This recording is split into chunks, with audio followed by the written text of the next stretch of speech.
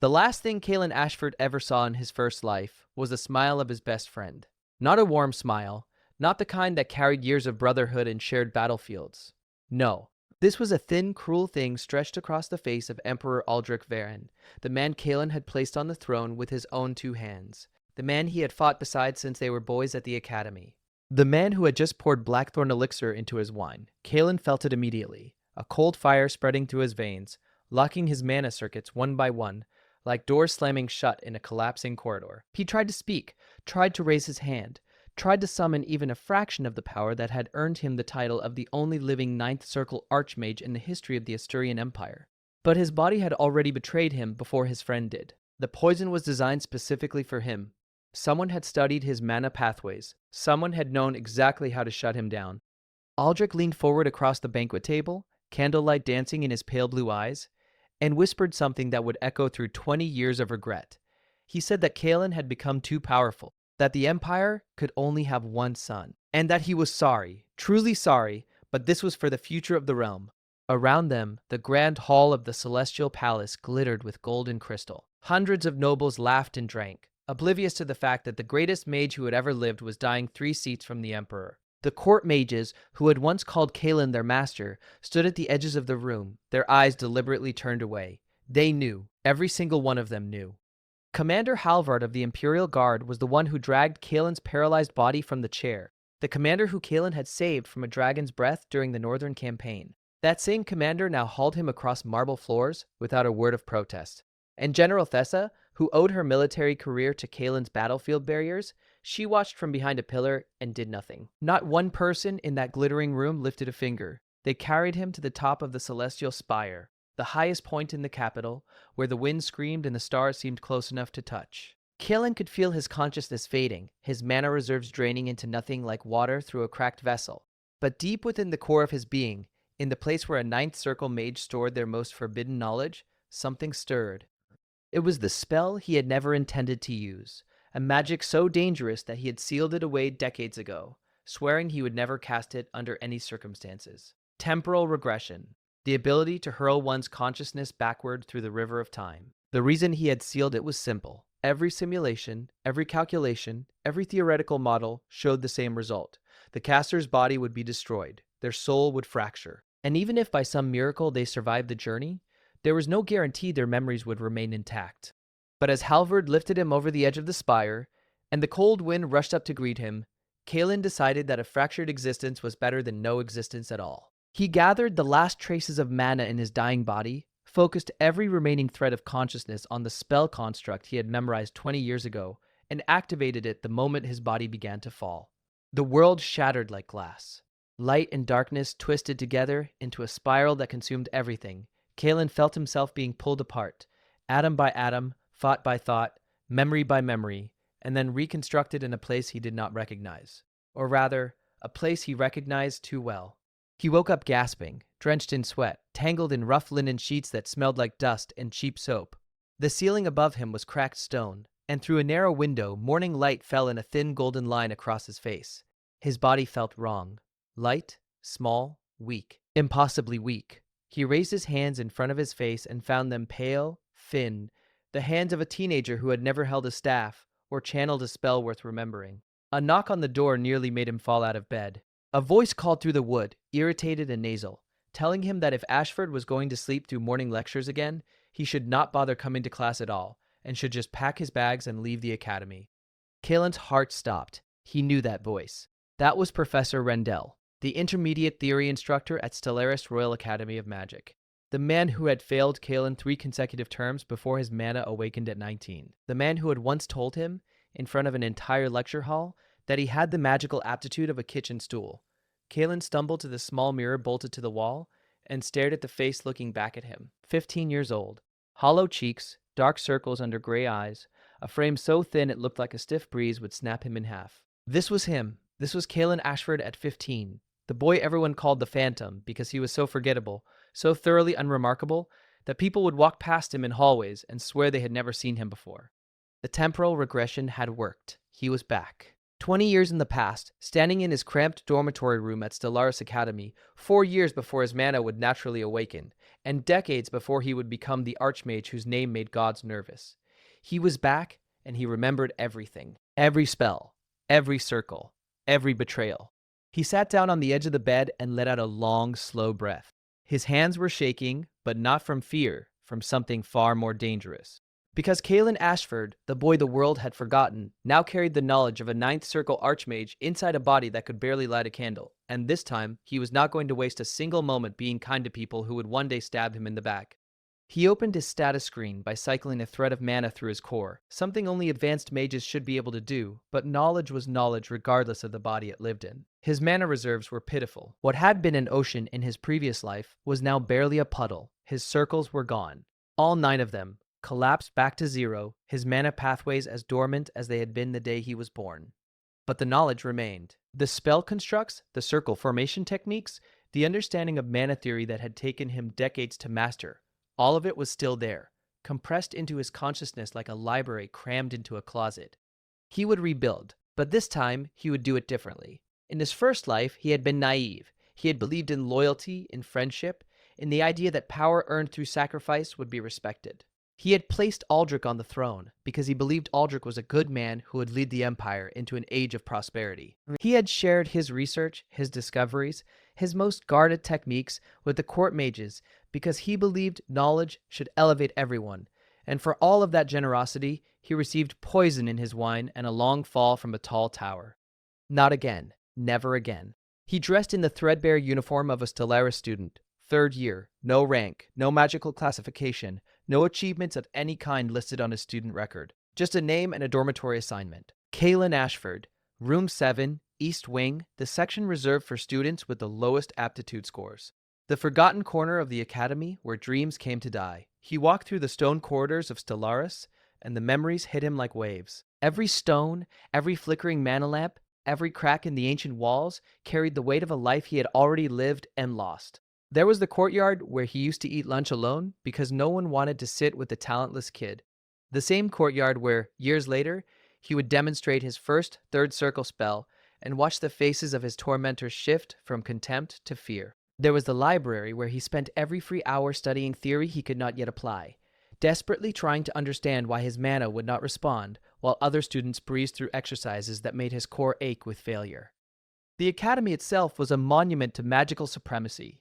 Stellaris Royal Academy of Magic occupied an entire mountain plateau in the heart of the Asterian Empire, its spires reaching toward the clouds like stone fingers grasping at the heavens. Founded 800 years ago by Archmage Stellaris herself, it had produced every significant magical talent the Empire had ever known. Its halls were lined with portraits of legendary graduates, their painted eyes seeming to follow you as you walked past, judging whether you belonged among them. For students like Kalen, the answer had always been clear. He did not belong. Not yet. The student body was divided into 5 wings based on aptitude. The West Wing housed the elite, the prodigies and noble children, who arrived with natural talent and family connections that guaranteed success. The North Wing was for combat specialists, students who could already wield destructive magic and were being groomed for military service. The South Wing trained support mages, healers, and enchanters whose abilities, while less flashy, were indispensable. The Central Wing was for the average, the reliable majority who would become provincial mages, teachers, and civil servants. And then there was the East Wing, the dumping ground, the place where students with the lowest aptitude scores were warehoused until they either awakened some marginal talent or quietly dropped out.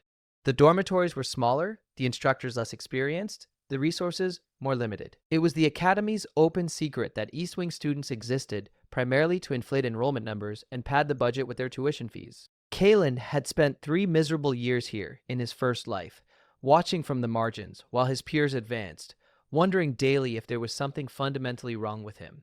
The isolation had been crushing. Not the dramatic cruelty of active bullying, though there was plenty of that, but the slow, grinding loneliness of being invisible, of raising your hand in class and being overlooked, of sitting in the dining hall surrounded by hundreds of people and feeling like the only person in the room.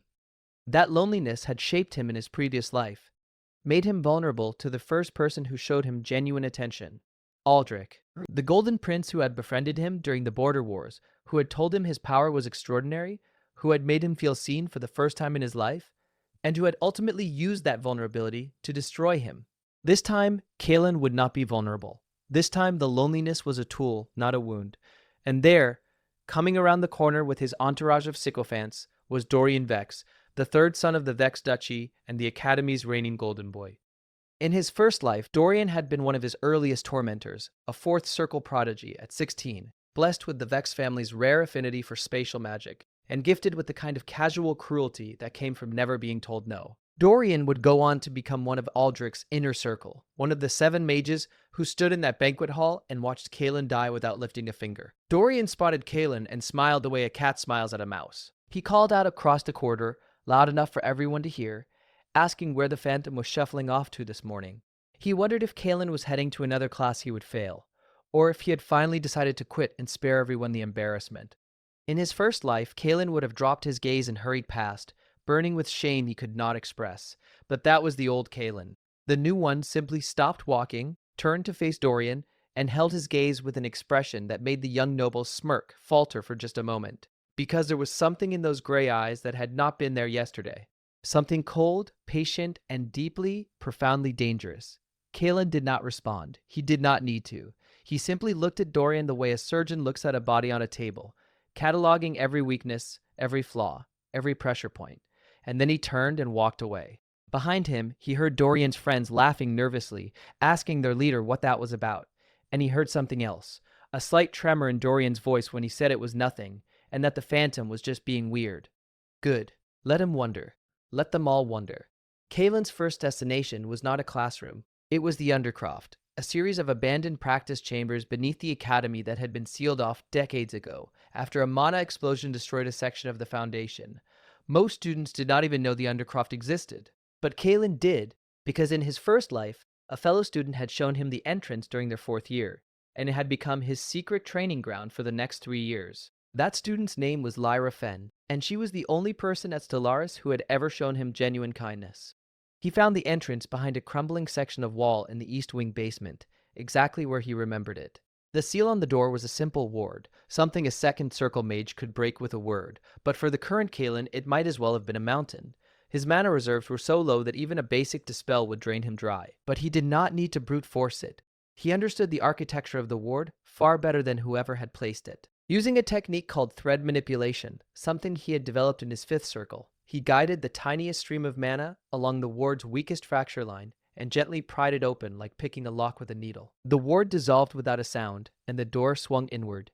The Undercroft was exactly as he remembered, a long corridor of stone chambers, each one designed as an isolated practice space with reinforced walls capable of absorbing significant magical discharge. The air was stale but breathable, lit by faintly glowing mana crystals embedded in the ceiling that still held residual charge after decades of disuse. He chose the deepest chamber, closed the door, sat cross-legged on the cold stone floor, and began the process of reconstructing his first mana circle. In a normal mage's development, forming the first circle took anywhere from 6 months to 3 years. It required gradually expanding one's mana core, establishing stable pathways through the body, and finally crystallizing those pathways into a self-sustaining circuit. Most students at Stellaris achieved their first circle during their 2nd or 3rd year. The prodigies managed it in their first.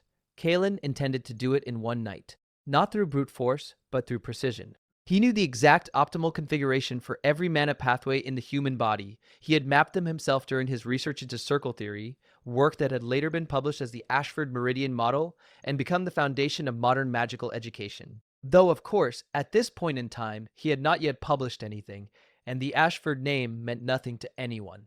He closed his eyes and began circulating his meager mana reserves through his body, guiding each thread with the precision of a master calligrapher writing in ink. Where a normal student would push mana through their pathways and hope it settled into the right pattern, Kalen knew exactly where each thread needed to go. He could feel the microscopic imperfections in his own meridians, the tiny blockages and constrictions that would have taken years to naturally resolve, and he addressed each one individually with targeted mana pulses. Hours passed. Sweat beaded on his forehead. His body trembled from the strain of channeling mana through pathways that were not yet accustomed to the flow. Twice, he nearly lost control, and both times he pulled back just in time, adjusting his technique with the patience of someone who had done this 9 times before. And then, just as the first hint of dawn light would have been touching the surface world above him, something clicked. A circuit completed. Mana flowed through his body in a stable, self-sustaining loop, and he felt the familiar warmth of a fully formed first circle blazing to life in his core. One down, 8 to go. He opened his eyes and exhaled slowly. The first circle was the foundation, and now that it was in place, the second would come faster. But he could not rush this. In his previous life, he had formed circles naturally over decades, each one building organically on the last. Here, he was essentially forcing a seed to bloom and fast forward, and if he pushed too hard, his body would tear itself apart from the inside. He needed resources, specific resources, and he knew exactly where to find them. When Kalen emerged from the undercroft that morning, he moved through the academy like a ghost with a purpose. The dining hall was already crowded with students eating breakfast, the air thick with the sounds of laughter and clattering silverware. He took a seat in the far corner where no one would bother him and ate quickly, running calculations in his head. To form his second circle safely, he needed moon petal extract, a rare alchemical compound that expanded mana pathways without causing inflammation. In his previous life, he had not discovered its properties until his seventh circle, by which point he had already suffered years of unnecessary mana pathway scarring. But now, with that knowledge in hand, he could prepare his body properly from the start. The problem was that moon petal extract was expensive, absurdly expensive. A single vial cost more than a student's annual stipend, and Kalen Ashford, the talentless nobody from a minor noble family, had exactly 12 silver coins to his name. But he also knew something that no one else in this entire academy knew. Beneath the old greenhouse on the academy's eastern grounds, there was a forgotten growth chamber from the academy's founding era. In that chamber, untouched for over a century, was a colony of moon petal flowers that had continued growing in the dark, fed by a still-functioning mana irrigation system. He had discovered this in his previous life during his 6th year entirely by accident, when a failed teleportation spell had dropped him through the greenhouse floor. He waited until afternoon, when the greenhouse was empty, and made his way inside.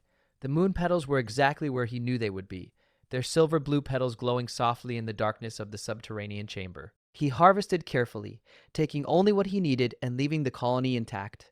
He then used his knowledge of advanced alchemy to process the petals in the undercroft, creating 3 vials of extract that would have been worth a small fortune on the open market. He consumed the first vial that night, and the effect was immediate. His mana pathways expanded, becoming more flexible and resilient, and the process of forming his second circle accelerated dramatically.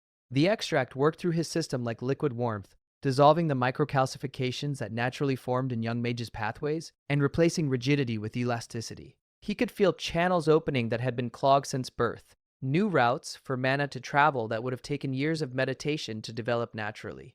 But the process was not painless. Far from it. Each time a pathway cleared, there was a sharp, burning sensation that shot through his body like electricity. His hands clenched and unclenched involuntarily. His teeth ground together. Sweat poured down his face in sheets, pooling on the cold stone floor beneath him. This was the price of acceleration, of compressing years of development into days. The body was not designed to change this quickly, and every cell protested the forced evolution. He endured it. He had endured worse. A fall from the celestial spire, with poison burning through your veins, while the laughter of your best friend echoed in your ears. That was worse. Everything else was just discomfort. Between training sessions, he began making observations about the academy that he had missed in his previous life. Small things. A professor who always seemed to be watching the East Wing dormitories from his office window at odd hours. A maintenance worker who carried no tools but always seemed to be present in the corridors near the restricted section. A student in the central wing who received regular packages from the capital. Packages that contained no books or personal items, but were always accepted with a nervous glance over the shoulder. The surveillance network was more extensive than he had realized. The Sovereign's eye was not just Headmaster Greaves and a few informants. It was an entire infrastructure embedded in the fabric of the academy, invisible to anyone who was not specifically looking for it. And Kalen, with his knowledge of how that network would eventually operate at its peak, could see its early-stage architecture laid out before him like a blueprint. He cataloged everything: names, positions, routines, connections. He stored the information in a mental construct called a memory palace, a technique he had developed in his previous life for organizing vast amounts of intelligence data. The palace had served him well during the border wars, allowing him to coordinate complex military operations across dozens of simultaneous fronts. Now, it served a different purpose. It was becoming a map of every person who would one day need to answer for what they had done or what they would do if left unchecked. By the end of the third night, his second circle was complete, 2 circles in 4 days. If anyone at the academy had known, it would have been considered impossible. The current record for fastest circle formation belonged to archmage Elric Thorn, who had formed his first circle in 11 days. But no one knew, because Kalen had no intention of revealing his progress. Not yet. Not until the time was right. Meanwhile, the world around him continued as if nothing had changed. Classes went on, students gossiped, professors lectured. And Kalen sat in the back of every classroom, seemingly as unremarkable as ever, while absorbing knowledge that he could now actually apply. It was during his mana theory class, 3 weeks after his regression, that he first noticed her. Lyra Fenn sat 2 rows ahead of him, her auburn hair tied back in a messy knot, her nose buried in a textbook that was 3 levels above the course material. In his first life, Lyra had been the one bright spot in his early academy years. A healer from a family of commoner herbalists, she had no political connections, no family legacy, and no impressive combat abilities. What she did have was an intuitive understanding of mana flow that bordered on supernatural, and a stubborn refusal to treat anyone as less than human regardless of their status. She had been the one who found the Undercroft entrance. She had been the one who shared her notes with Kalen when no one else would. And she had been the one who, years later, was killed during the Northern Purge, when Emperor Aldrich ordered the elimination of every healer who had served the frontier campaigns. Because healers who had seen the true cost of war were inconvenient to a ruler who wanted to start more wars. Kalen's jaw tightened at the memory. In this life, he would make sure Lyra Fenn survived. He owed her that much. But approaching her now was complicated. In his first life, they had not become friends until his 4th year, when a classroom incident forced them together. If he approached her too early, it would seem suspicious. A student with 0 magical ability suddenly seeking out an isolated healer for no apparent reason would raise questions he did not want to answer. So he waited. And while he waited, he trained. Every night in the Undercroft, every spare moment between classes, he pushed his body and his mana reserves to their limits. By the end of the first month, he had completed his 3rd circle. By the end of the second month, his 4th. His body was changing too. The gaunt, hollow appearance of the 15-year-old failure was filling out, his posture straightening, his movements becoming more fluid and controlled. He was careful to keep these changes subtle, wearing loose clothing that hid his improving physique and deliberately suppressing his mana signature to appear as dormant as ever. But the 4th circle was where things got dangerous, because a 4th circle mage at Stellaris Academy was not a nobody. A 4th circle mage was a prodigy.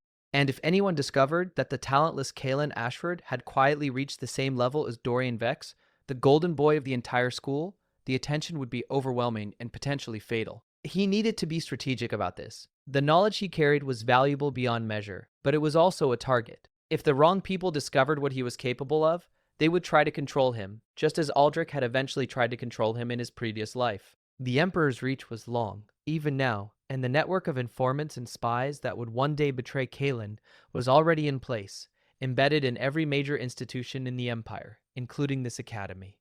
He had already identified 3 of them. The first was a minor professor named Orlin, who taught elemental foundations to first-year students and reported directly to the Imperial Intelligence Bureau. The second was a senior student named Cassius Lorne, the son of a court official, who used his social connections to gather information on promising students and funnel it back to the capital.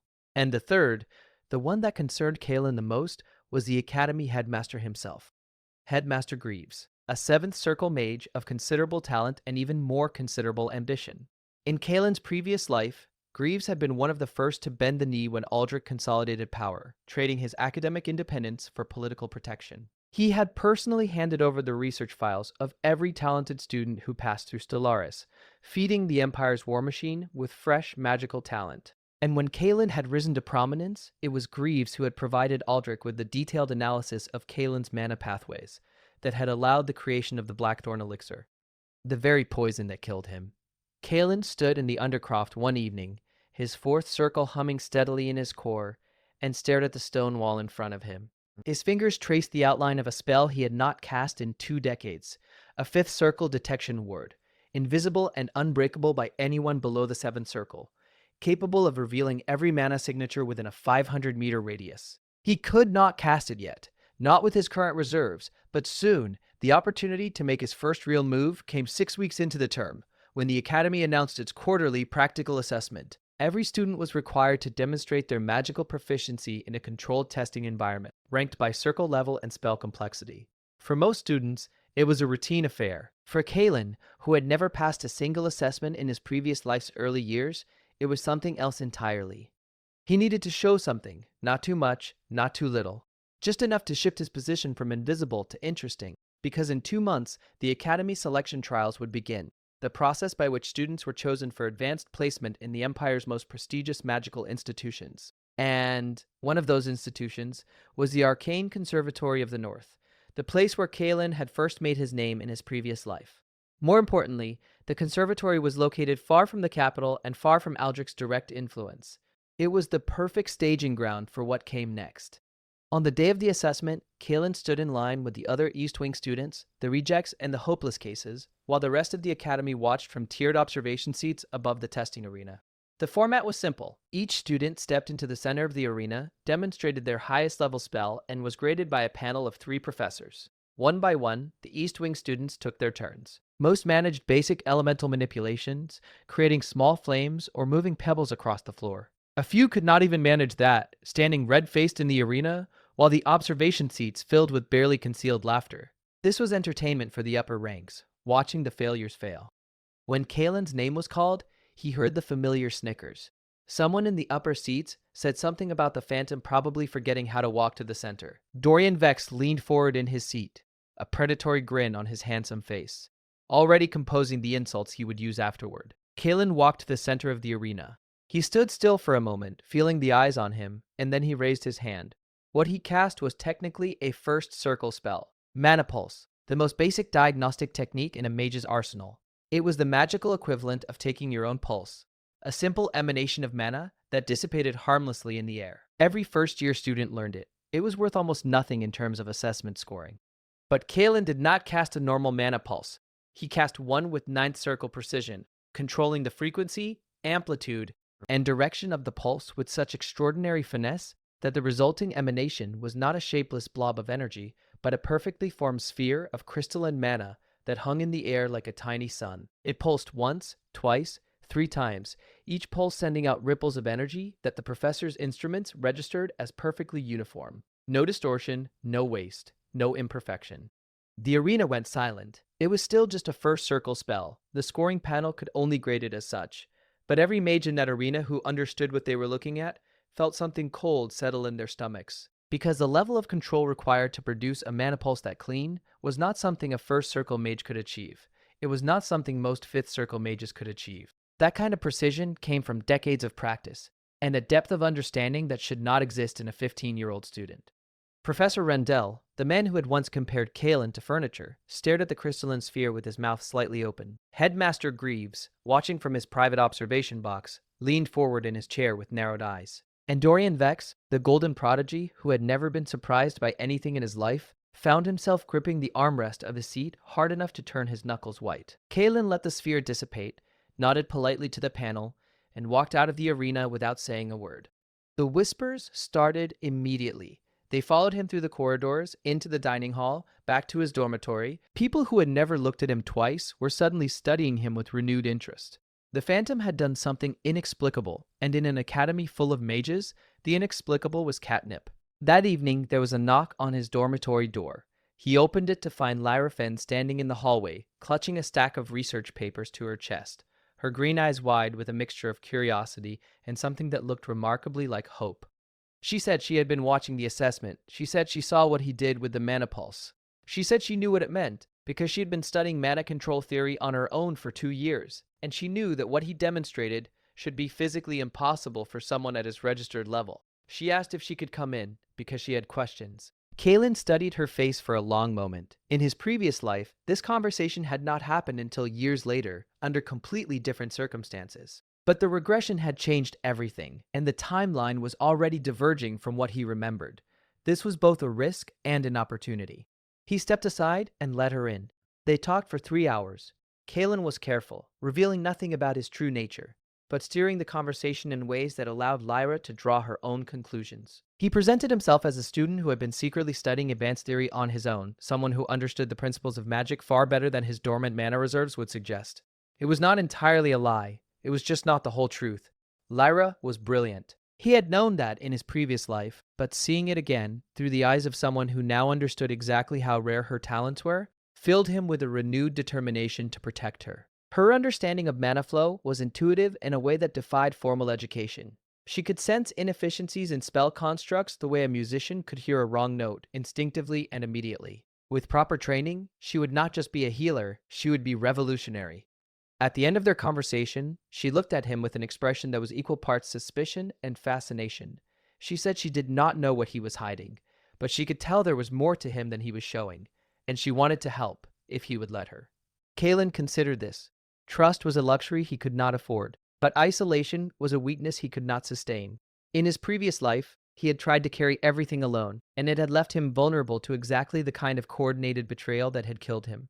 He told her that he was working on something big, and that if she wanted to be part of it, she needed to understand that it would be dangerous, and that some of the people they would eventually go up against were very powerful. He did not name names, not yet, but he held her gaze, and in that look, she must have seen something that convinced her, because she simply nodded and said she was in. That was the first recruit. The second came 2 days later, and from an entirely unexpected direction. His name was Rook Holland, and he was not a mage at all. He was a swordsman, a scholarship student from the border slums admitted under the Academy's martial program. In a school full of magic users, martial students were treated like servants. They ate separately, trained separately, and were generally regarded as useful only as bodyguards for more talented mages. Rook was different. He was 17, built like a battering ram, with close-cropped black hair and a permanent scowl that kept most people at arm's length. His combat scores were exceptional, ranking first in every martial assessment for 2 consecutive years. But his background was a problem. The son of a disgraced soldier and a laundry woman, he had no connections, no family name, and no future beyond whatever crumbs the Academy decided to throw his way. In Kalen's previous life, Rook Hallen had never amounted to anything. He had graduated from Stellaris with middling marks, taken a position as a city guard in some provincial town, and disappeared from history entirely. But Kalen had always wondered about him, because during one unremarkable afternoon in his 4th year, Kalen had witnessed Rook doing something extraordinary in an empty training yard. The boy had been practicing alone, running through sword forms with a practice blade, when something shifted. For just a moment, barely a fraction of a second, Rook's blade had emitted a faint white glow, aura, the awakening of internal energy that was the hallmark of a true swordmaster. It was raw, uncontrolled, and Rook clearly had no idea what had just happened. But Kalen, even at that early stage of his magical development, had recognized it immediately. The problem was that no one at Stellaris taught aura cultivation. The Academy was for mages, and the martial program was an afterthought. Rook's talent had bloomed and then withered, unrecognized and unguided, and he had spent the rest of his life as an ordinary swordsman when he had the potential to be a legend. Kalen found Rook in the martial training yard at dawn, 3 days after the assessment. The swordsman was running drills alone, his movements precise and powerful, the practice blade singing through the air with a speed that belied its weight. Kalen watched for several minutes before making his presence known. He called out to Rook by name, and the swordsman turned, his expression shifting from surprise to suspicion. He knew who Kalen was. Everyone in the Academy knew the Phantom, and a talentless mage approaching a martial student at dawn was unusual enough to warrant caution. Kalen got straight to the point. He told Rook that he had been watching him train for several days now, which was a lie, but a useful one. He said he had noticed something in Rook's technique that he did not think Rook himself was aware of, and he asked if Rook had ever felt a warmth in his blade during practice, a heat that seemed to come from nowhere and vanish just as quickly. Rook's eyes went wide. He said nothing for a long moment, and then, very quietly, he asked how Kalen knew about that.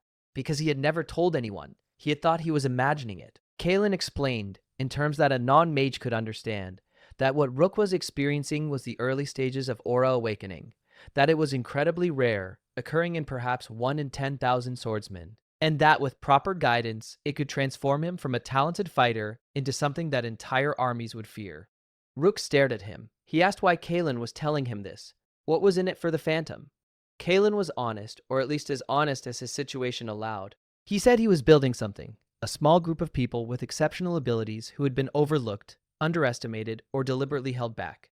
People who deserved better than what the current system offered them. And he asked if Rook was interested in finding out just how strong he could really become. Rook's answer was not immediate. He studied Kalen for a long time, searching for the catch, the manipulation, the hidden angle. But whatever he saw in Kalen's eyes must have satisfied him, because eventually he gave a single, sharp nod. That made 3, Kalen, Lyra, and Rook, A disgraced mage with an impossible secret, a healer with untapped genius, and a swordsman who did not yet know his own strength. It was not an army. It was barely even a team, but it was a beginning. Over the following weeks, Kalen structured their training with the methodical precision of someone who had spent a lifetime studying the optimal development of human potential. Lyra worked on advanced mana-sensing techniques that would eventually allow her to detect and counter poisons, curses, and hostile spell constructs. Her progress was remarkable.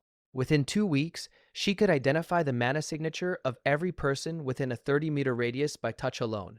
Within 3, she could detect the presence of hostile enchantments on objects before anyone else in the room noticed anything unusual. The girl had a gift that the Academy's rigid classification system had completely failed to recognize. She was not just a healer, she was a living mana sensor, capable of perceiving the invisible architecture of magical energy that most mages could only theorize about. Rook's training was more physical and required a different kind of patience. Kalen guided him through increasingly intense aura cultivation exercises that he had adapted from ancient texts he had studied in his previous life, techniques that predated the Academy system entirely and focused on developing internal energy through controlled physical stress. The process was brutal. Rook would swing his training blade 10,000 times in a single session, each strike designed to force his nascent aura to activate against increasingly intense resistance. His hands blistered, bled, healed, and blistered again. His muscles screamed. His joints ached, and through it all, the faint white glow in his blade grew fractionally brighter each day. There were moments of doubt. One night, after a particularly grueling session that left Rook barely able to lift his arms, the swordsman sat against the undercroft wall and asked Kalen point-blank whether any of this was real.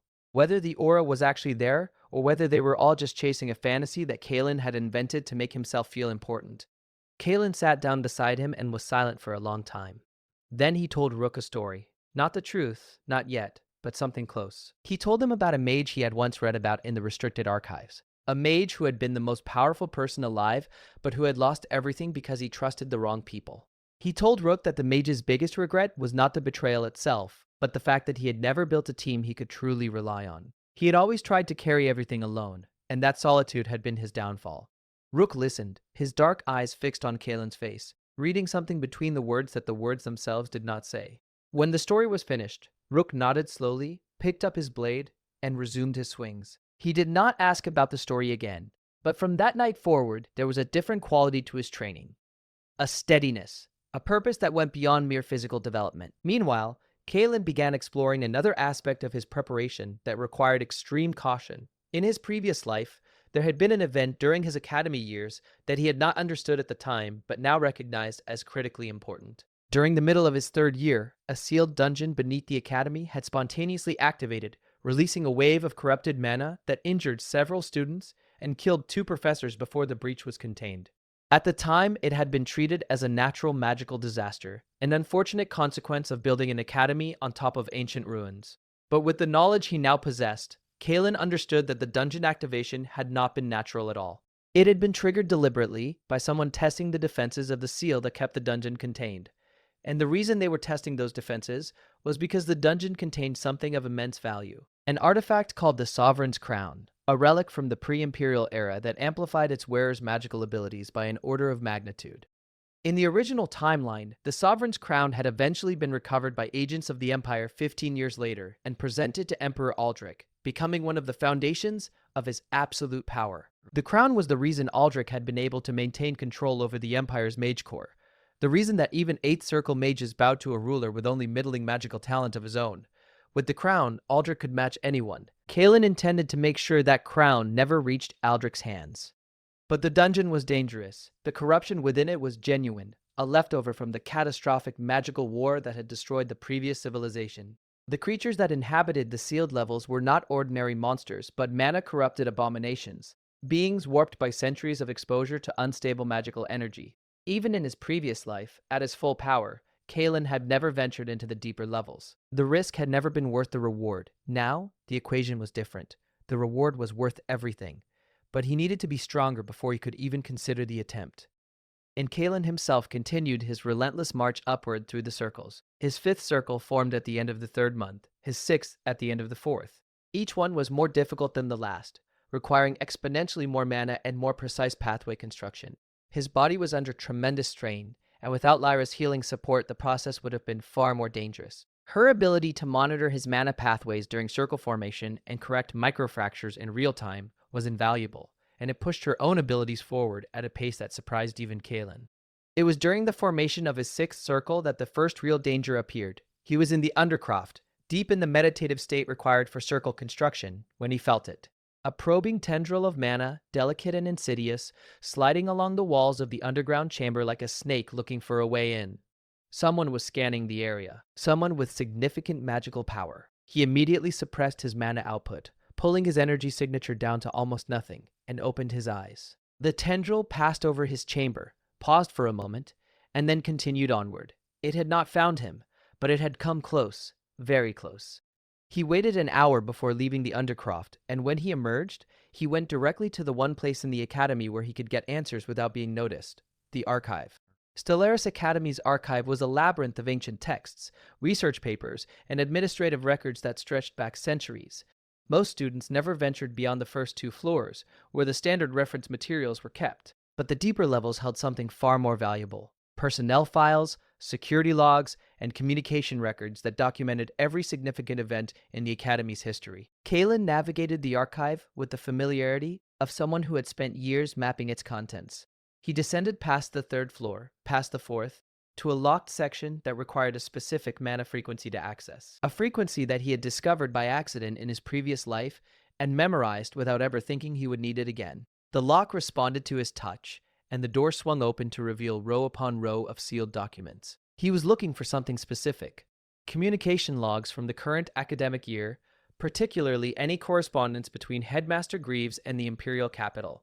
What he found made his blood run cold. There were 17 messages in the past 3 months alone, all encrypted with a cipher that Kaelin recognized, because he had helped develop it in his previous life for Aldrich's intelligence network. The irony was not lost on him. He decrypted them one by one, reading their contents with mounting fury.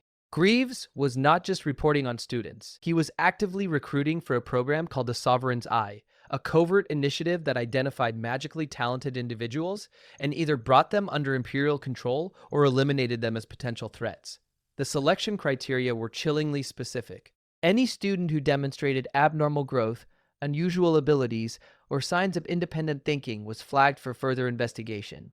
And in the most recent message, dated just 3 days ago, Greaves had flagged one name for priority observation: Kaelin Ashford, East Wing, 3rd year. The headmaster noted that during the recent practical assessment, a previously dormant student had demonstrated mana control inconsistent with his registered level. He recommended immediate surveillance and, if necessary, containment. Kaelin closed the file and stood in the darkness of the archive, breathing slowly and evenly. They were already watching him. The net was already closing. He had been too visible during the assessment, too precise, too controlled. He had wanted to create a ripple, and instead he had created a wave. He needed to accelerate his plans. That night, he gathered Lyra and Rook in the Undercroft and told them what he had found. Not everything, not the full truth about his regression or his previous life, but enough. He explained that the Academy was compromised, that the headmaster was working for Imperial intelligence, and that any student who showed too much promise was in danger of being conscripted, controlled, or worse. Lyra's face went pale. She asked how he had obtained this information, and Kaelin told her the truth about that part at least. He had broken into the restricted archive and read the headmaster's correspondence. It was a crime that would result in immediate expulsion if discovered.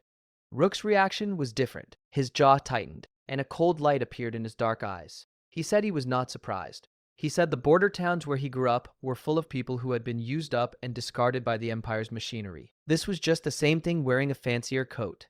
Kaelin outlined the situation. They had 2 options. They could lie low, suppress their abilities, and try to graduate quietly before the Sovereign's Eye took interest. Or they could use the upcoming Academy selection trials to position themselves beyond the headmaster's reach, specifically by securing placement at the Arcane Conservatory of the North, which operated under different jurisdiction and had historically resisted Imperial interference.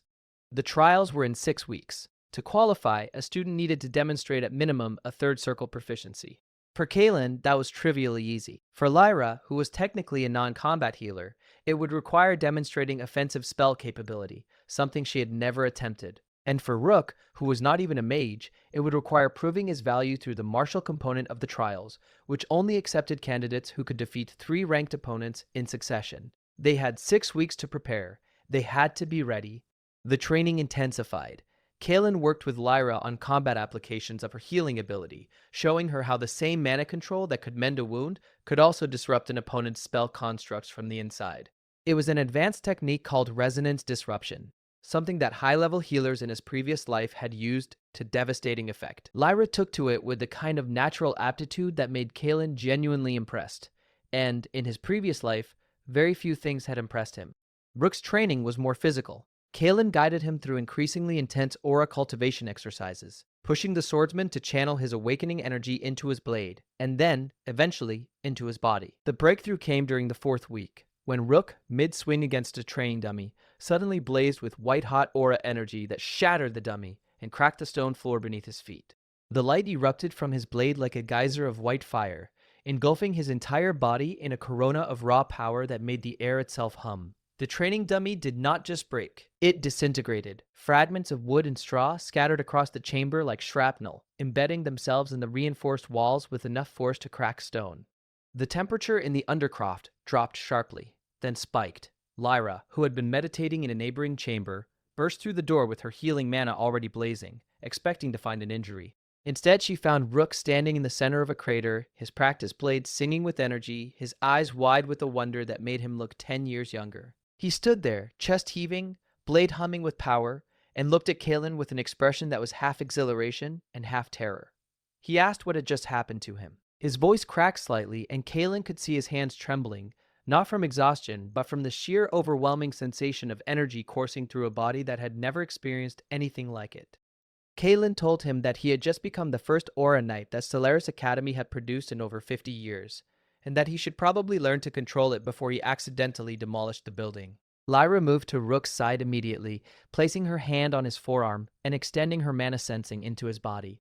She reported that his internal energy channels were wide open, fully activated, with mana, or whatever the martial equivalent was, flowing in stable patterns through meridians that had previously been dormant. She said his body was handling the awakening remarkably well, probably because Kaelin's cultivation exercises had prepared his pathways gradually instead of forcing a sudden breakthrough. She also said his core temperature was elevated and that he should probably sit down before he fell down. Rook did not sit down. He turned to the next training dummy, raised his blade, and swung again. The aura flared, and the dummy exploded. He swung again, another dummy destroyed, and again, and again. Each strike cleaner, more controlled, the aura settling from a wild eruption into a focused edge that followed the arc of his blade like a second skin. By the time he stopped, there were no training dummies left in the chamber. Lyra was pressed against the far wall with a barrier spell active, and Kaelin was watching with his arms crossed and the faintest hint of a smile on his face. Because what he had just witnessed confirmed something he had suspected for 2 decades. Rook Hallen was not merely talented, he was generational, the kind of warrior who appeared once in a century and reshaped the battlefield itself by the simple fact of existing. Meanwhile, Kaelin himself had a different problem to solve. The headmaster's surveillance was tightening. He could feel the occasional probing scans, more frequent now, sweeping the academy grounds with increasing precision.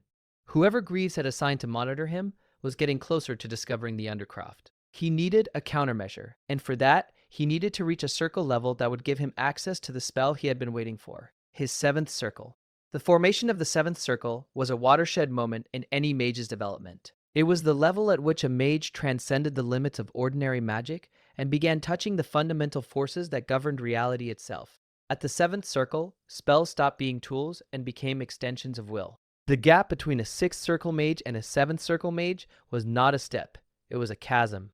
Kaelin formed his 7th circle at the end of the 5th week, in a grueling 12-hour meditation session that left him shaking and drenched in sweat. But when it was done, when that 7th ring of crystallized mana blazed to life in his core, he felt the familiar rush of power that he remembered from his previous life. The world became sharper, clearer. He could feel the mana currents flowing through the academy's walls, through the earth beneath the foundations, through the bodies of every living person within 100 meters. And with the 7th circle came access to the spell he needed, Phantom Veil, a high-level concealment technique that did not merely hide the caster's presence, but actively created a false mana signature in its place. To any observer, magical or otherwise, Kalen would appear exactly as he chose, a talentless student with dormant mana reserves, the perfect disguise. He cast the phantom veil over himself and the undercroft, layering the concealment so thoroughly that even Greaves, with his seventh circle perception, would find nothing but empty stone chambers, if he searched. With his position secured, Kalen turned his attention to the trials. But the trials were not just a test of ability. They were a political arena, and the politics were about to get very personal. The week before the trials, the Academy held its traditional opening ceremony, a formal gathering where the participating students were announced and the rules were read aloud by the headmaster. It was during this ceremony that Kalen saw him for the first time in this life. Aldrich Varen, not the Emperor, not yet. At this point in the timeline, Aldrich was a 17-year-old prince, third in line for the throne, attending the ceremony as a representative of the imperial family. He stood on the raised platform beside Headmaster Greaves, tall and golden-haired, with the kind of easy charisma that made everyone in the room want to believe he was their friend. Kalen looked at that face and felt something vast and terrible rising inside him. Not rage exactly, something colder, something more patient. The face of the boy who would one day poison him and throw him from a tower. The face of the friend who would betray every oath they had ever sworn. Their eyes met across a crowded hall, and for just a moment, Aldrich's gaze lingered on Kalen with a flicker of idle curiosity. The prince did not know him. In this timeline, they had not yet met. Their fateful friendship would not begin for another 3 years, when they would be assigned to the same campaign during the border wars. But Kalen knew him, knew every expression, every mannerism, every hidden calculation behind that princely smile. And this time, the prince would not find an ally. He would find something far more dangerous. A ghost who had already seen the end of the story and was rewriting it from the beginning. The trials began the following morning. The format was a series of elimination rounds, each testing a different aspect of magical or martial capability. Students were ranked by performance, and the top 30 would be offered placement at one of 5 prestigious institutions. The entire academy had turned out to watch, filling the massive stone amphitheater that surrounded the central training arena. Banners hung from every pillar, bearing the crests of the 5 receiving institutions, their colors snapping in the mountain wind. The atmosphere was electric, charged with the raw ambition of hundreds of young mages who saw these trials as the gateway to the rest of their lives. For the East Wing students, the trials were usually a humiliation, a formality they endured before slinking back to their dormitories to pack their bags. In the 20 years of records that Kalen had reviewed, fewer than a dozen East Wing students had ever qualified for advanced placement. Most did not even bother entering. This year, 3 East Wing students had entered, and they were about to make history. Kalen's strategy was precise. He would perform well enough to qualify for the conservatory, but not so well that he drew the kind of attention that would trigger the Sovereign's Eye protocol. He aimed for upper middle, impressive, but not alarming. The kind of student who would be noted in passing, and then forgotten by the time more interesting candidates took the stage. The first round was elemental proficiency. Students cast spells of increasing complexity, and a panel of judges scored them on power, control, and efficiency. The arena filled with spectacular displays as students from the upper wings unleashed torrents of flame, pillars of ice, and crackling bolts of lightning that lit up the amphitheater like festival fireworks. Dorian Vex earned the highest score of the round with a spatial distortion technique that bent the air itself into a shimmering vortex, drawing gasps from the audience and approving nods from the judges. When Kalen's turn came, he walked into the arena and felt 5,000 eyes settling on him like physical weight. The whispers were immediate and unpleasant. The phantom, the kid from the assessment, the one who did that weird thing with the mana pulse. Most of the audience expected nothing. Some expected a spectacle. None of them expected what they got. Kalen cast at a level consistent with a late third circle mage, deliberately introducing minor imperfections that made his performance look natural rather than practiced. He conjured a controlled fire sphere, compressed it into a dense point of heat, and then expanded it into a perfect ring that circled the arena before dissolving harmlessly into mana particles. It was clean, efficient, and unremarkable by elite standards. But every single person in that arena who understood mana theory saw the same thing the professors had seen during the assessment. The control was too perfect. The efficiency was too high. There were no wasted movements, no excess mana bleed, no hesitation. It was the work of someone who had cast the spell 1,000 times, executed with a precision that should have been impossible for a student his age. He scored well, but not spectacularly, exactly as planned. Lyra's round was combat healing, a specialized test where healers were required to maintain healing spells on a moving target while under simulated magical attack. The test was designed to simulate battlefield conditions, where a healer would need to treat wounded soldiers while dodging enemy fire. Most healer candidates lasted between 2 and 5 minutes before their concentration broke. Lyra lasted 11. Her resonance disruption technique caught everyone off guard. Instead of dodging the incoming spell projectiles or shielding against them, she would extend a tendril of healing energy toward each incoming attack and unravel its construction from the inside. The spells simply fell apart before they reached her, dissolving into harmless mana fragments, while her other hand continued maintaining a steady healing flow on the practice mannequin behind her. It was like watching someone calmly fold laundry while standing in a thunderstorm, completely unbothered by forces that should have overwhelmed her. The judges exchanged bewildered glances. One of them, an elderly woman named Professor Marin, who had taught at the academy for 40 years, removed her spectacles, polished them, put them back on, and stared at Lyra as if seeing a species she had never encountered before. When the round ended, Marin broke protocol by approaching Lyra directly and asking where she had learned that technique. Lyra, flushed with exertion and adrenaline, managed to say she had developed it herself. Marin stared at her for 3 full seconds and then walked away shaking her head, muttering something about miracles and wasted talent. Rook's martial trial was the most dramatic. He faced 3 ranked opponents in succession, each one a trained martial student with at least 2 years more experience. The first he defeated in under 20 seconds, with a combination of speed and brute force that left the audience gasping. The second lasted a full minute, testing Rook's stamina and technique before falling to a devastating overhead strike that cracked the arena floor. The third opponent was different. It was Victor Kane, the martial program's highest-ranked student and the son of a decorated general. Victor was skilled, experienced, and utterly unprepared for what happened next, because when he pressed his attack and Rook found himself backed against the arena wall, the swordsman's aura erupted. White light blazed along the length of his blade, and the temperature in the arena dropped 10 degrees. Victor stumbled backwards, eyes wide, as Rook stepped forward with the calm, measured stride of someone who had just discovered a part of himself that changed everything. He raised his sword, now wreathed in crackling aura energy, and brought it down in a single, clean stroke that shattered Victor's guard, destroyed his training blade, and embedded Rook's weapon 3 inches deep in the reinforced stone wall behind where Victor had been standing.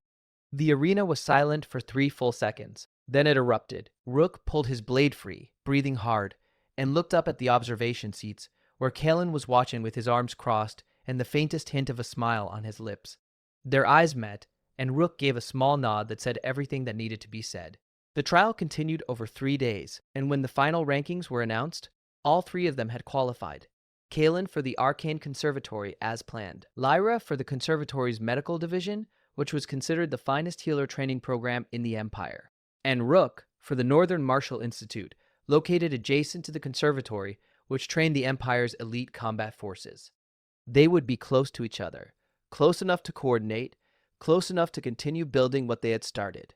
But the trials had consequences that Kalen had not fully anticipated. The evening after the rankings were posted, Kalen was returning to his dormitory when he felt a familiar mana signature approaching from behind.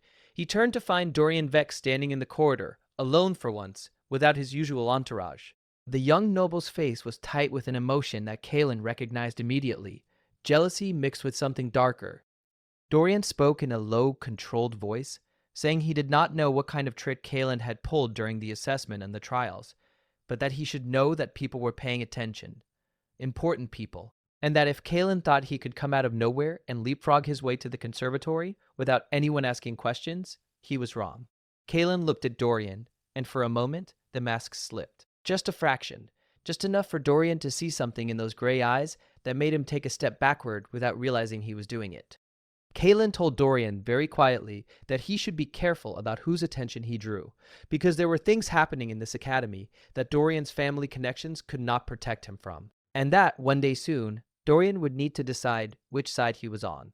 Dorian opened his mouth to respond, but something in Kalen's expression stopped him. The young noble stood there for a long moment, jaw working, and then turned and walked away without another word. It was the first time in Dorian Vex's life that someone had made him feel afraid, and he would spend many sleepless nights trying to understand why. The real threat, however, did not come from Dorian. It came 3 days later, in the form of a summons to the headmaster's office. Kalen stood before Greaves's massive oak desk and looked at the man who had helped engineer his death in another timeline. The headmaster was silver-haired and sharp-featured, with the lean, predatory appearance of a hawk. His seventh circle mana aura filled the room like invisible pressure, heavy enough to make most students stammer and sweat. Kalen felt it wash over him like a mild breeze. At his current level, Greaves was not a threat, not directly, but the power he represented, the network of imperial agents and political connections that he commanded, that was another matter entirely.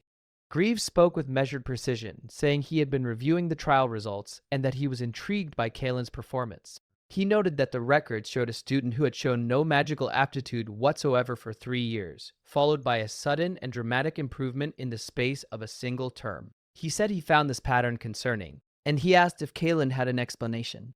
Kalen had prepared for this. He told the headmaster that he had been studying mana theory independently for years, but had been unable to apply it due to a blockage in his mana pathways. He explained that the blockage had recently cleared on its own, a phenomenon that was rare but documented in the medical literature. He said that once his pathways opened, his existing theoretical knowledge allowed him to progress faster than a typical student.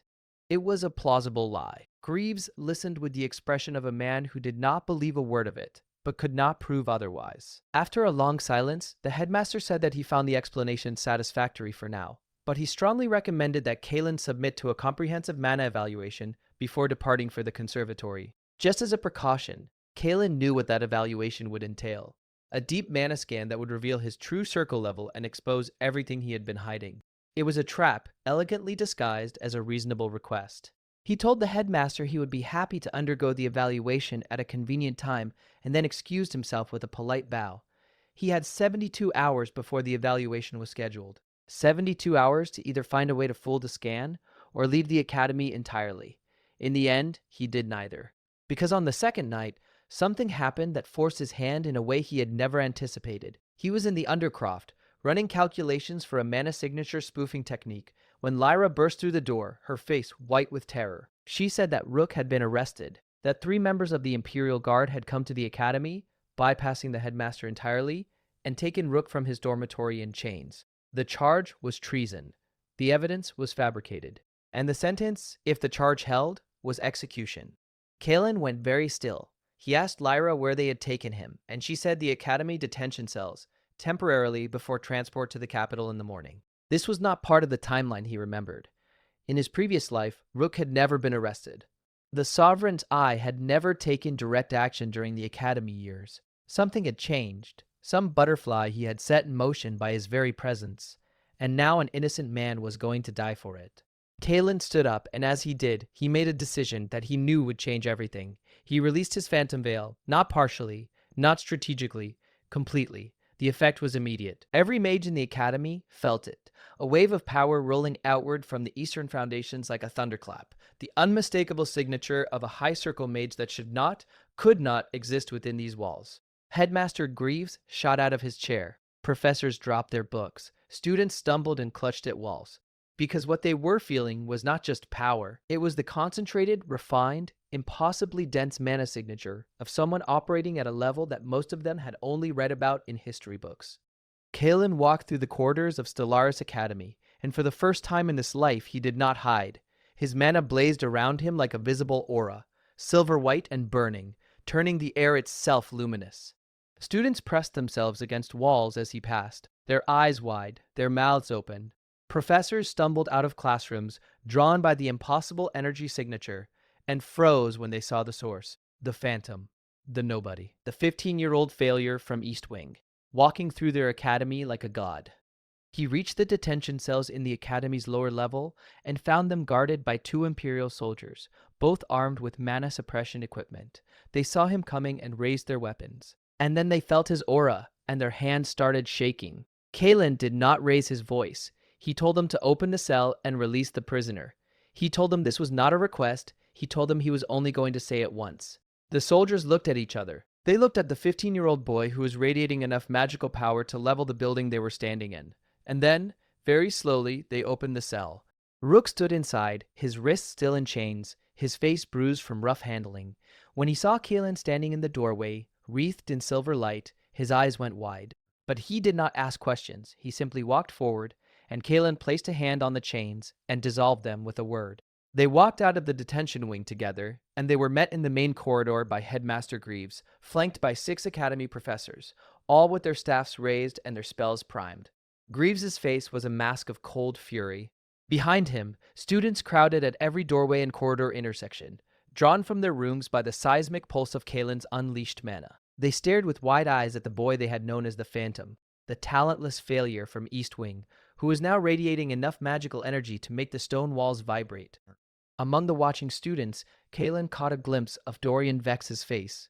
The golden boy stood motionless, his expression not one of anger or jealousy, but something closer to recognition, as if a puzzle piece he had been looking for without knowing it had suddenly fallen into place.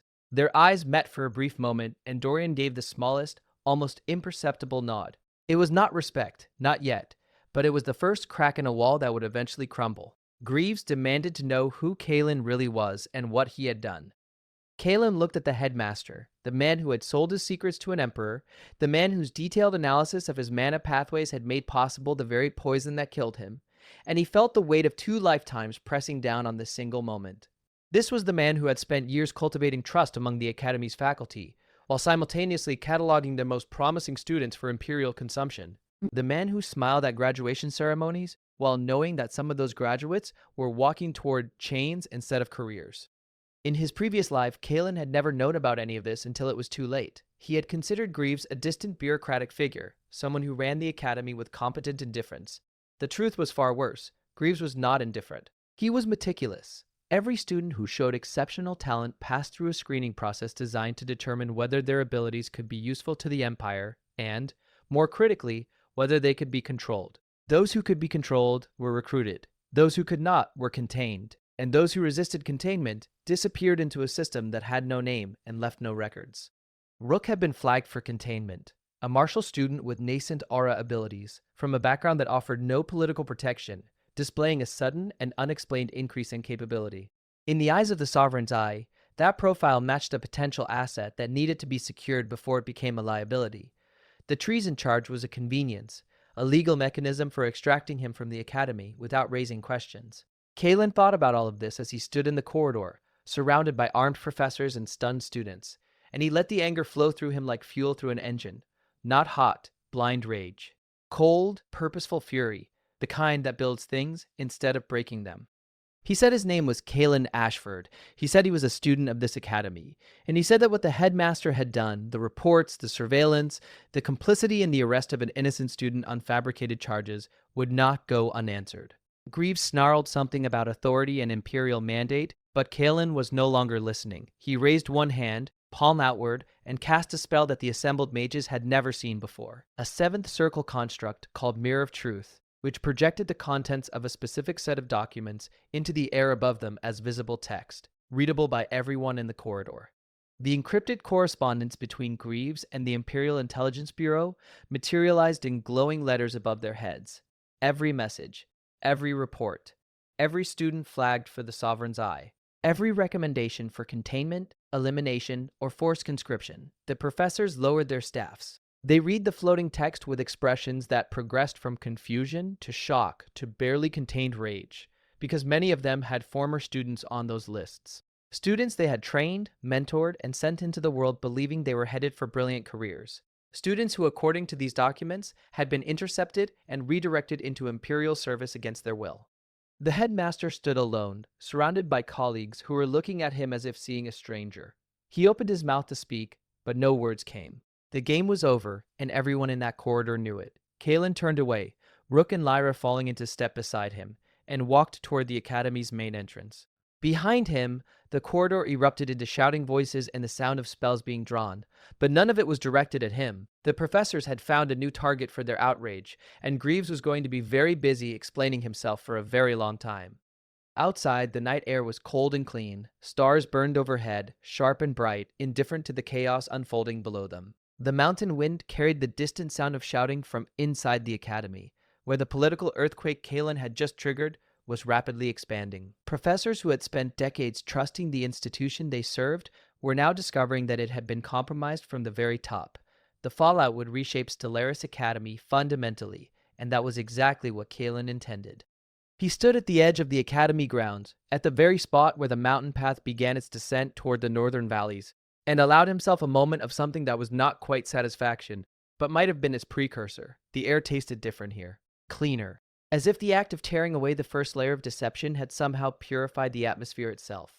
Below them, the Asterian Empire stretched out in the darkness, a vast patchwork of cities and farmlands and forests, all of it connected by roads and rivers and invisible threads of political power that ran from every corner of the realm back to the celestial palace at its center. Somewhere in that darkness, villages slept peacefully, unaware that the system protecting them was also the system that would one day consume their most talented children. Somewhere out there, young mages with extraordinary potential were living ordinary lives, not yet knowing that their gifts had already been cataloged, assessed, and assigned a value by bureaucrats who would never meet them face to face.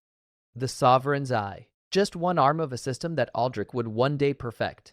A system that treated magical talent as a natural resource to be mined, refined, and deployed in service of the crown. In Kalen's previous life, that system had grown so powerful that by the time he realized what was happening, it was too late to dismantle it. Every mage of significance was either compliant or dead. The Empire ran on controlled power, and anyone who threatened that control was eliminated with the same clinical efficiency that they brought to harvesting crops or mining iron.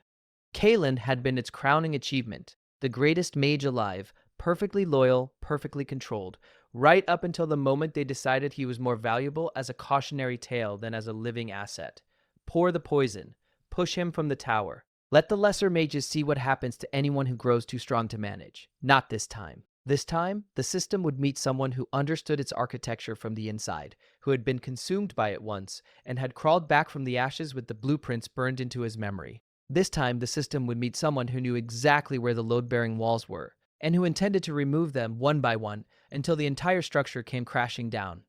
Lyra stood beside him, shivering slightly in the night breeze, and said that what he had just done was insane. She said that the entire Empire was going to hear about this. She said that they were all probably going to die. Kalen agreed that it was possible, but he pointed out that they were alive right now, and that Rook was free, and that a very corrupt man had just been exposed. He said those were not terrible results for one evening's work. He also said that if they were going to die, he would prefer to do it on his own terms rather than someone else's, and that he suspected they felt the same way. Lyra considered this for a moment and then laughed. It was a short, slightly hysterical sound, but it was genuine. She said he had a point. She said she was terrified, and she said she would not trade this moment for the safety of her dormitory, not for anything. Rook said nothing for a long while. He stood with his arms crossed, staring at the academy he had called home for 2 years, and there was something hard and resolute settling in his expression. He had been arrested, chained, and nearly shipped off to a capital dungeon for crimes he did not commit. Guards had handled him roughly, not because they believed he was guilty, but because he was a slum kid without a family name. And people without family names were treated like objects to be moved, not people to be respected. That kind of experience changed a person. And the person it had changed Rook into was not someone who would ever again trust the institutions he had been taught to respect. He finally spoke, his voice low and steady. He said that before tonight, he had thought the world was unfair but fundamentally functional. That the system was flawed but well-intentioned. That if you worked hard enough and stayed within the rules, you would be rewarded. He said he no longer believed any of that. He said the system was not broken. It was working exactly as designed. And the people it was designed to serve were not the people it claimed to protect. Kalen looked at him and felt something shift in his assessment of the young swordsman. In his previous life, Rook had been a footnote, a name in a ledger. One of millions of talented people who passed through the Empire's institutions and came out the other side diminished, their potential consumed by a machine that gave nothing back. But this Rook, this version forged in the furnace of injustice and tempered by the awakening of power he did not yet fully understand, this Rook was something else entirely. He was angry, and in Kalen's experience, there was no force in any world more dangerous than a good person who had finally become angry enough to act. They were three: a mage hiding behind the face of a boy, a healer whose gentleness masked a mind like a scalpel, and a swordsman whose blade now burned with the light of something ancient and furious. 3 against an empire. 3 against the machinery of betrayal and control that would one day put a poison in a friend's wine and call it statecraft. The odds were absurd. The danger was real, and the road ahead was longer and harder than any of them could fully comprehend. But Kalen had already walked that road once, all the way to its bitter end, and he knew something that Aldrich and Greaves and every other schemer in the Empire did not. He knew how the story was supposed to end, and this time he was the one holding the pen. He turned to Lyra and Rook and told them it was time to go. The conservatory was 3 days' travel north, and they had a lot of work to do when they got there. Rook asked what kind of work, and Kalen's answer was simple: the kind that would make emperors lose sleep. Lyra shook her head and muttered that she should have stayed in her dormitory that night instead of knocking on his door. But there was a smile on her face when she said it. They walked into the darkness together, leaving the burning wreckage of old lies behind them. Somewhere in the capital, a prince was sleeping peacefully, dreaming of a throne he had not yet earned. He did not know that the ground beneath his future was already shifting. He did not know that the greatest mage who had ever lived was awake, was angry, and was coming. And by the time he did know, it would be far too late. The war for the Asterian Empire had already begun, not with armies or declarations, not with fire and steel, but with three figures walking north through the night, their breath misting in the cold air, their eyes fixed on a horizon that held either salvation or ruin. For Kalen Ashford, the boy who had died and come back, the mage who had been betrayed by everyone he loved, there was no question about which it would be. He had seen the ending once, he had burned in it, and now, with every step he took, he was building a new one. Brick by brick, spell by spell, betrayal by answered betrayal, the archmage walks again, and this time he does not forgive. If you want to see what happens when Kalen reaches the conservatory and begins dismantling the empire from the inside, make sure you hit that subscribe button and smash the like. Drop a comment below telling me who you think deserves the worst revenge, whether it is the Emperor, the Headmaster, or the commander who dragged Kalen to the tower. Trust me, what comes next is going to blow your mind. Turn on notifications so you do not miss it. Until then, stay legendary.